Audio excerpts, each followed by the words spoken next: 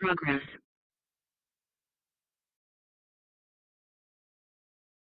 The Frog Prince by the Brothers Grimm.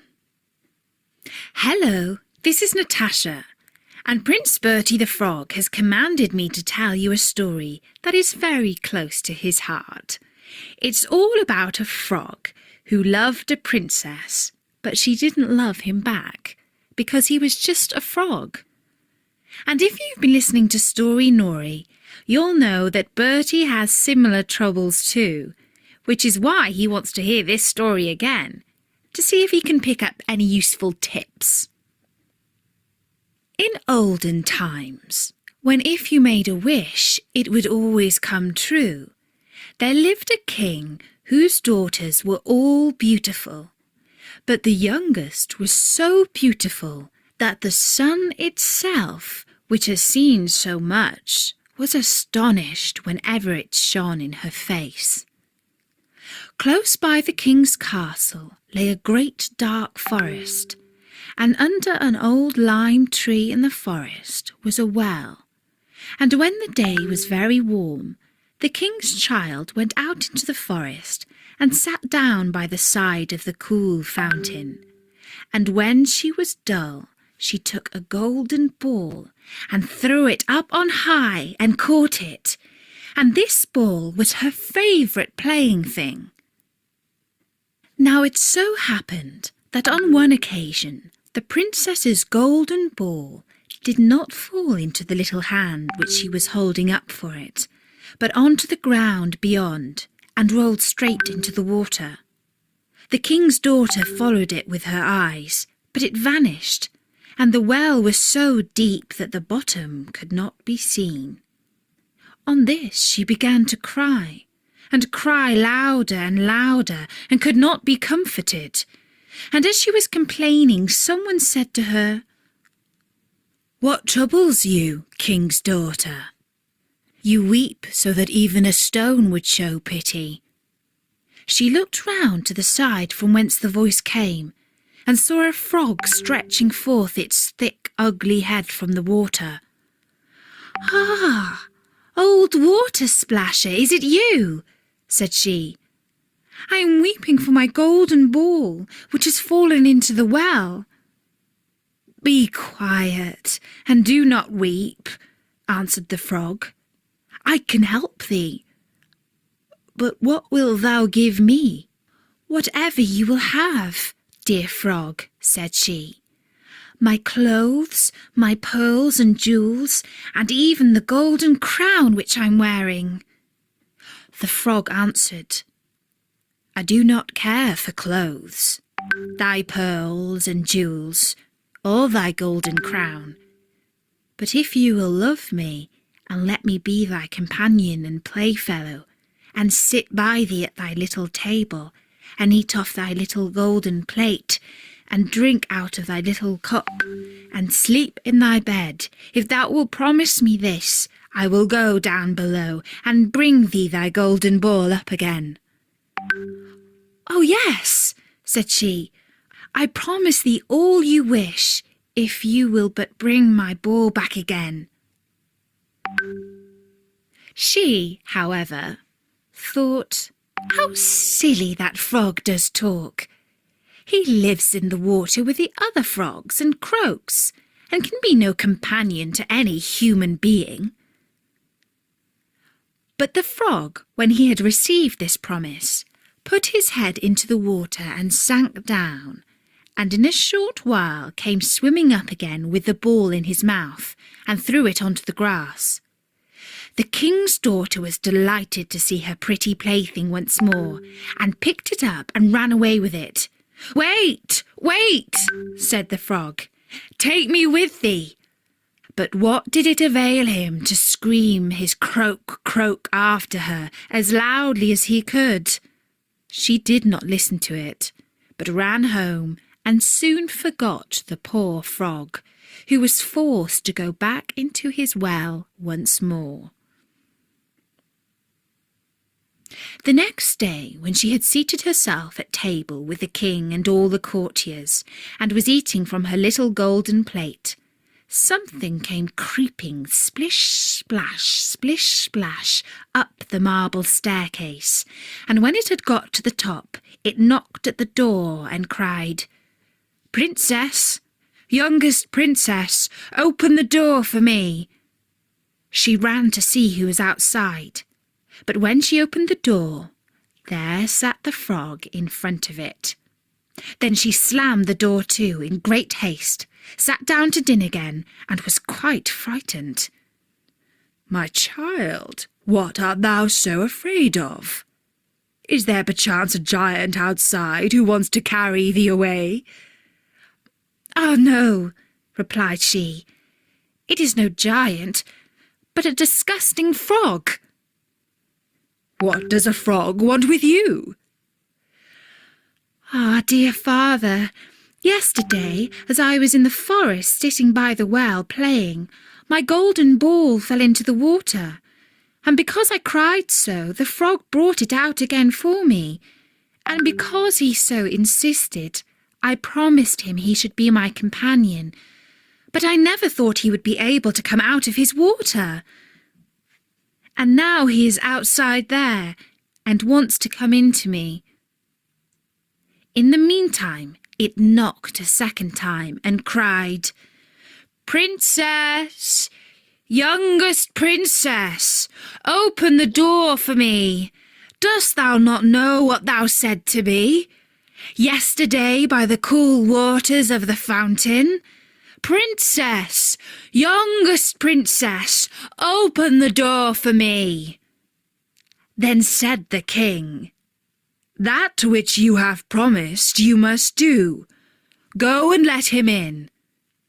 She went and opened the door, and the frog hopped in and followed her, step by step, to her chair.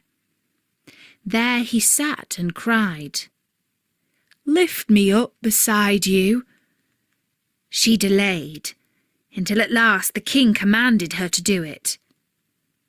When the frog was once on the chair, he wanted to be on the table, and when he was on the table, he said, "Now push your little golden plate nearer to me, that we may eat together." She did this, but it was easy to see that she did not do it willingly. The frog enjoyed what he ate, but almost every mouthful she took choked her. At length he said, "I have eaten and am satisfied. Now I am tired. Carry me into thy little room and make thy little silken bed ready, and we will both lie down and go to sleep." The king's daughter began to cry, for she was afraid of the cold frog, which she did not like to touch, and which was now to sleep in her pretty, clean little bed. But the king grew angry and said, "He who helped thee when thou wert in trouble ought not afterwards to be despised by thee." So she took hold of the frog with 2 fingers, carried him upstairs, and put him in the corner. But when she was in bed, he crept up to her and said, "I am tired, and want to sleep as well as thou. Lift me up, or I will tell thy father." Then she was terribly angry, and took him and threw him with all her might against the wall. "Now you will be quiet, you horrible little frog," said she. But when he fell down, he was no frog, but a king's son with beautiful kind eyes. He, by her father's will, was now her dear companion and husband. Then he told her how he had been bewitched by a wicked witch, and how no one could have delivered him from the well but herself, and that tomorrow they would go together to his kingdom.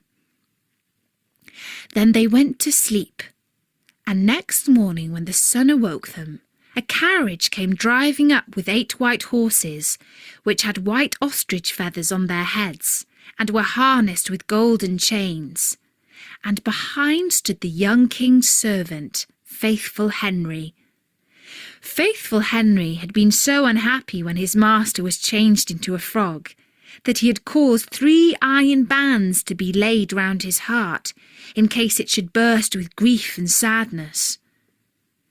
The carriage was to conduct the young king into his kingdom. Faithful Henry helped them both in, and placed himself behind again, and was full of joy because of this wonderful end to their troubles. And when they had driven a part of the way, the king's son heard a cracking behind him as if something had broken. So he turned round and cried, "Henry, the carriage is breaking." "No, master, it is not the carriage. It is a band from my heart, which was put there in my great pain when you were a frog and imprisoned in the well." Again and once again, while they were on their way, something cracked, and each time the king's son thought the carriage was breaking. But it was only the bands which were springing from the heart of the faithful Henry, because his master was set free and was happy. And that was the story, Nori, of the Frog Prince.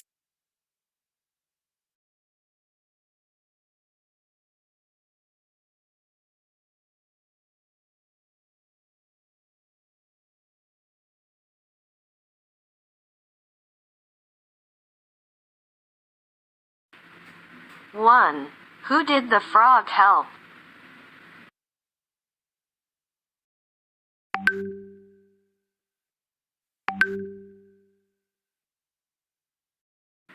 Two. Where did the princess's golden ball fall?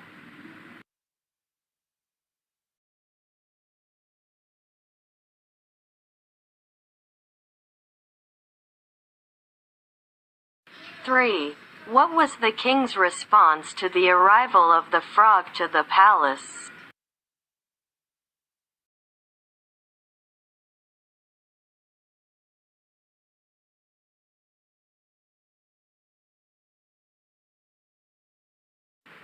Four. Why did the frog want to help the princess?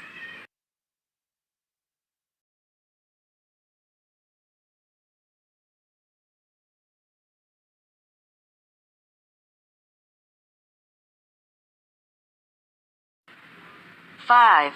When did the king's child go out into the forest and sat down by the side of the cool fountain?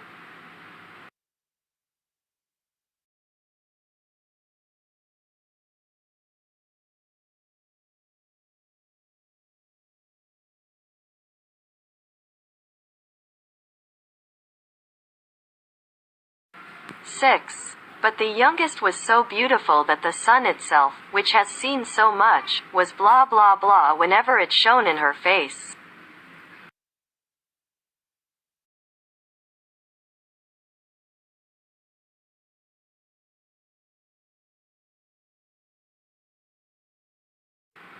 Seven. The king's child went out into the forest and sat down by the side of the cool blah blah blah.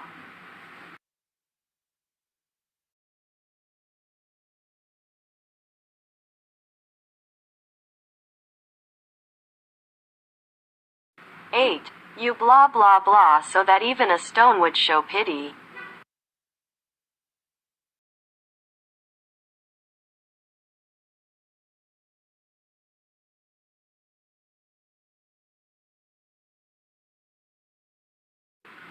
Nine. But what did it blah blah blah him to scream his croak croak after her, as loudly as he could?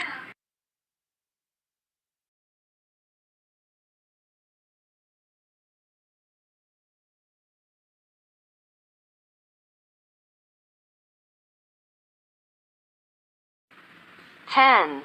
Then she blah blah blah the door to, in great haste, sat down to dinner again, and was quite frightened.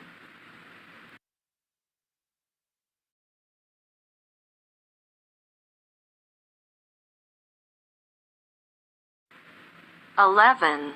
Henry, the blah blah is breaking.